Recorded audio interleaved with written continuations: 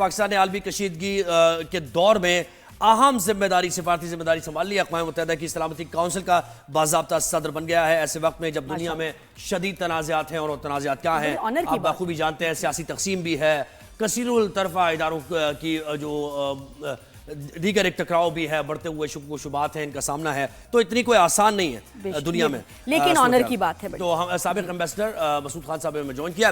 مسعود صاحب بہت شکریہ, آپ نے ہمیں وقت دیا.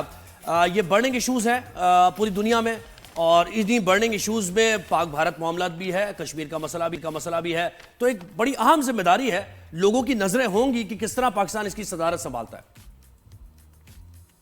جی, میرا خیال ہے کہ آپ سلامتی کونسل کا ذکر کر رہے ہیں. پاکستان اس مہینے سلامتی کونسل کا صدر مقرر ہوا ہے, اور پاکستان کی 2 سالہ ٹینیئر ہے, جس میں یہ امکان ہے کہ ایک مرتبہ پھر پاکستان کو 1 مہینے کے لیے صدر بنایا جائے.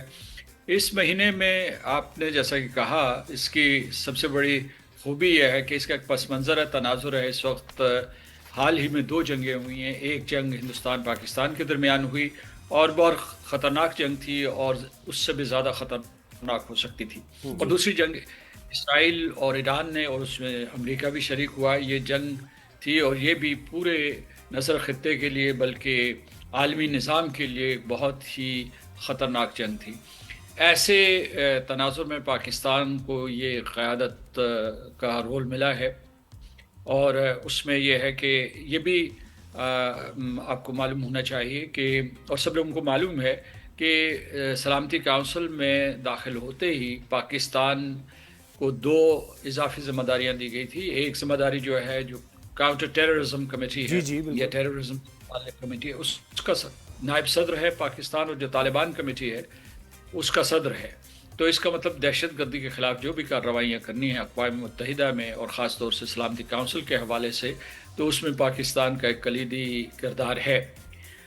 میں یہ بھی بتاؤں آپ کو کہ جب 2013 میں پاکستان کا اقوام متحدہ میں مستقل مندوب تھا, اسی طریقے سے ہمیں 2013 میں جنوری میں صدارت ملی تھی, اور اس وقت جو ہے ہم نے 2 چیزوں کے اوپر گفتگو کی تھی. ایک کہ پیس کیپنگ کو کیسے مؤثر بنایا جائے, اور دوسرا دہشت گردی کے خلاف کیا اقوام متحدہ کا لائحہ عمل اور کیا حکمت عملی ہونی چاہیے. تو اب دوبارہ جو اب اس مرتبہ صدارت ملی ہے, اس وقت جو مستقل مندوب ہیں ان کا نام عاصم افتخار ہے, اس وقت میرے ساتھ تھے. 2013 میں وہ میرے ساتھ تھے, اور مجھے بہت خوشی ہوئی ہے کہ کیونکہ وہ بہت لائق ہمارے سفارتکار ہیں, تو ان کو یہ اعزاز ملا ہے. تو میں آپ کے اس پروگرام کے حوالے سے ان کو مبارکباد بھی دینا چاہتا ہوں. سر, آپ یہ بھی بتائیے گا کہ آپ کے خیال میں پاکستان کو سلامتی کونسل میں کون سے ایسے عالمی مسائل ہیں جن پہ سب سے پہلے توجہ دینی چاہیے اور ان کو حل کرنے کی کوشش کرنی چاہیے؟ جی, میں اسی طرف آ رہا تھا. تو میں آپ کو بتانا چاہتا ہوں کہ اس مہینے میں پاکستان کے زیر قیادت جو ہے وہ پیسیفک سیٹلمنٹ آف ڈسپیوٹس, کہ کس طریقے سے مذاکرات کے ذریعے, گفت و شنید کے ذریعے عالمی تنازعات کو حل کیا جائے, نہ کہ جنگ کے ذریعے.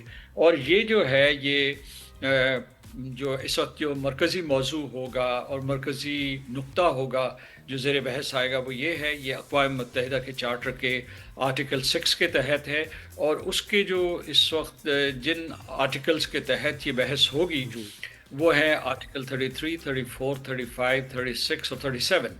میں آپ کو بتا دوں کہ اس میں کیا ہے کہ بجائے اس کے کہ اقوام جب ان کے تنازعات پیدا ہو جائیں تو متصادم ہو جائے, تو اس کی بجائے یہ کریں کہ وہ گفت و شنید کریں. تو اس میں ایک ہے مذاکرات, دوسرا ہے انکوائری, کہ تحقیقات کی جائے کہ بھئی اسباب کیا ہے.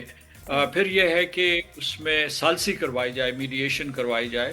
پھر جو ہے اس کے کنسیلیشن کے لوگوں میں صلح کروائی جائے. پھر اگر یہ طریقے نہیں کامیاب ہوتے ہیں تو اس کے بعد اگلا طریقہ یہ ہے کہ آپ کسی طریقے سے جو جوڈیشل ذرائع ہیں یا جو ریجنل میکینزمز کو متحرک کریں, کہ مثلا جو علاقائی سطح پہ جو معاملات حل ہو سکتے ہیں.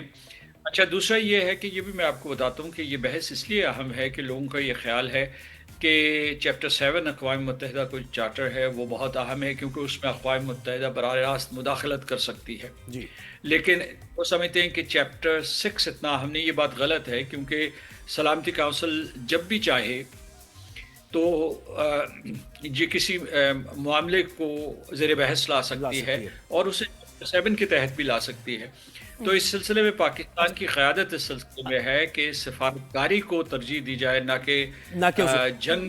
اچھا سر، کیونکہ دیکھیں ہم ایک پارٹی بھی ہیں کشمیر کے مسئلے میں، تو پاکستان کے یعنی جب وہاں صدارت سنبھالیں گے مستقل مندوب، تو ہم ایک we are party to it, Kashmir کے مسئلے کو ریز. لیکن on the other hand UN security council کی قراردادیں موجود ہیں. اگر صرف انہی کو ہائی لائٹ کر دیا جائے اس صدارت کے ٹینیور کے دوران کہ بھئی یہ قراردادیں ہیں، یہ کشمیر کا مسئلہ ہے، کیوں اس کو ہماری قراردادوں کے مطابق حل نہیں کیا جاتا، تو تھوڑی بہت کوئی پیش رفت ہو سکتی ہے یا ہم زیادہ ایکسپیکٹ کر رہے ہیں اس سے؟ جی، جن معاملات کی طرف میں نے اشارہ کیا وہ اقوام متحدہ کے چیپٹر 6 کے تحت ہیں، اور ہماری قراردادیں بھی جو ہے چیپٹر 6 کے تحت پاس ہوئی تھی، اور وہ ابھی تک جو ہے زندہ ہے اور فعال ہے. کیونکہ ایک دفعہ قرارداد جب پاس ہو جائے تو اس کو اگر رد نہ کرے سلامتی کونسل، تو ان کے بارے میں جو بھی ان کے متعلق جو بھی اقدامات ہیں وہ آپریٹو رہتے ہیں. تو یہ مسئلہ میرا خیال اٹھایا جائے گا. میری اطلاع کے مطابق نائب وزیر اعظم اور ہمارے وزیر خارجہ اس کے ایک اجلاس کی صدارت کریں گے جس میں یہ موضوع زیر بحث آئے گا، اور وہ یقیناً ان قراردادوں کا ذکر کریں گے.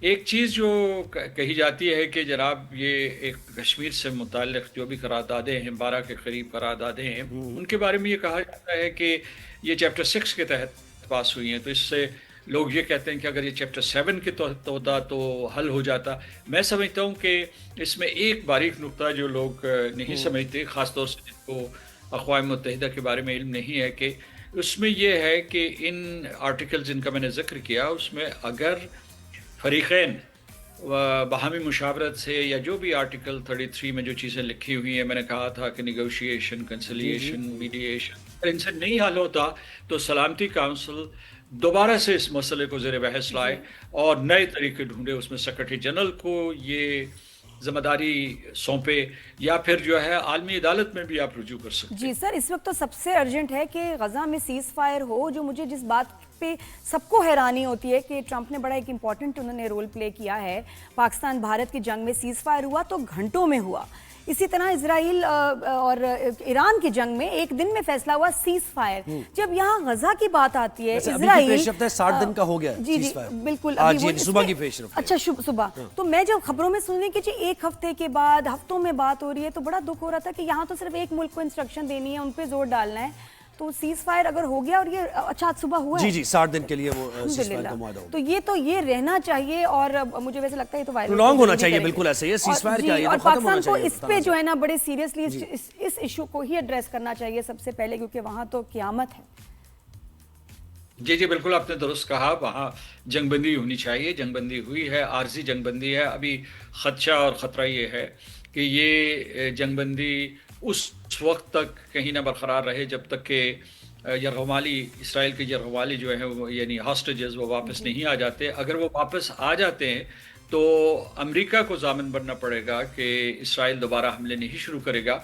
اور اس سے جڑے کئی مسائل ہیں. دیکھیے ایک بڑی پکچر بھی ہے امریکہ کے نقطہ نظر سے، وہ ابراہیم اکارڈز، جن کا مقصد یہ ہے کہ عرب ممالک اور اسرائیل کے درمیان جو تفاوت ہے اس کو ختم کیا جائے اور ان کو قریب لایا جائے، یا کسی طریقے سے علاقے میں امن و سلامتی کے لیے کوشش کی جائے. تو اس میں شام اور لبنان کو شامل کرنے کا ایک اس کے سلسلے میں پیش قدمی ہو رہی ہے پس پردہ. اور دوسری طرف جو ہے سعودی عرب کے اوپر کام ہو رہا ہے. لہٰذا یہ 3 ممالک بالخصوص سعودی عرب اگر اس میں شامل ہوتا ہے، میں کہتا ہوں اگر وہ شامل ہوتا ہے، کیونکہ اس میں اپنی الجھنیں موجود ہیں، تو اسے بھی امریکہ کے ساتھ ضامن ہونا چاہیے کہ غزہ کے اوپر جنگ بندی برقرار رہے، غزہ میں قتل عام ختم کیا جائے، اور پھر جو ہے جو آکوپائڈ پیلسٹینین ٹیریٹری مغربی قرارہ جو ہے اس کو اور غزہ کو آپس میں جوڑ دیا جائے، اور ایک فلسطینی ریاست کا بھی قیام عمل میں لایا جائے. کہ فلسطین کو ایسے ٹکڑے ٹکڑے کر دیا گیا ہے اور اس کو جو مختلف حصوں میں بانٹ دیا گیا ہے. تو آپ نے درست کہا، میں آپ سے مکمل اتفاق کرتا ہوں کہ جس قسم کا جینوسائیڈ غزہ میں ہوا ہے، اور میں دوسرے جو علاقے ہیں، جو مقبوضہ علاقے ہیں، ان میں بھی یہ اس قسم کا جینوسائیڈ جاری ہے. بالکل تو اس کو होना चाहिए। अच्छा सर, मुझे एक चीज़ बस, हमारे पास वक्त भी कम रह गया, ये जो आपकी गुफ्तगू से एक सवाल मेरे जहन में, आपने जो चैप्टर 6 और 7 की बात की और हम कश्मीर की बात कर रहे थे, तो आपने कहा कि ये भी देखा जा सकता है कि अगर उन करारदादों पर अमल नहीं हो रहा तो ऑल ओवर अगेन सोचा जाए, देखा जाए कि कोई और हल निकाला जाए मसले के हल के लिए। इससे आपकी क्या मुराद थी, यानी कोई इस तरह की इंडिकेशन, यानी ज़रा सी वजाहत इसकी चाहिए आप। देखिए, मुझे नहीं पता आपके पास कितना टाइम है, लेकिन मैं ये आपको बताना चाहता हूँ कि हिंदुस्तान जो है दो तरफा मुज़ाकरात के लिए माजी में तैयारी का अंदिया देता रहा है, लेकिन वो इसमें मुनाफिकत का मुजाहरा करता है। जब दो तरफा मुज़ाकरात होते हैं तो वो कश्मीर का मसला ज़ेर बहस लाने के लिए तैयार नहीं होता। तो वो कहते हैं दूसरे मौज़ूआत के ऊपर गुफ्तगू करो, टूरिज़म के ऊपर करो, टेररिज्म के ऊपर बात करो या किसी और चीज़ के ऊपर, लेकिन कश्मीर के ऊपर मैं माजी में बहुत सारी मुज़ाकरात में शरीक भी हुआ हूँ, तो उसके ऊपर वो बात नहीं करता। तो एक तो ये है कि जो सदर ट्रंप ने जो मई में पाकिस्तान और हिंदुस्तान के दरमियान जंग हुई थी, उसके बाद जंगबंदी के बाद जो उन्होंने किरदार अदा किया, तो उसमें जो उन्होंने ऐलानात किए उनमें एक ये भी था कि वो मसला कश्मीर को हल करवाने में मदद करेंगे। लेकिन वो हिंदुस्तान तो पीछे हट गया। तो अभी जो आपके पास आलमी सतह पे एक नई पेशरफ्त हुई है कि एक मरतबा फिर जो है कश्मीर एक बैनुल-अक़वामी मसला बन गया है, मसले के तौर पर सामने आया है और बैनुल-अक़वामी एजेंडे पे आया है। तो सलामती काउंसिल के ज़रिए या दूसरे किसी ज़रिए से जिनका मैं जिक्र कर रहा था, मिसाल के तौर सालसी या एक थर्ड पार्टी जो है उसका इसमें शामिल होना ज़रूरी है, क्योंकि अगर ये इसे दो तरफा किया गया तो हिंदुस्तान मुज़ाकरात के लिए सही है। यानी ये हल, ये आप सही मुख्तलिफ राय, बहुत शुक्रिया सर, आपने हमें वक्त दिया।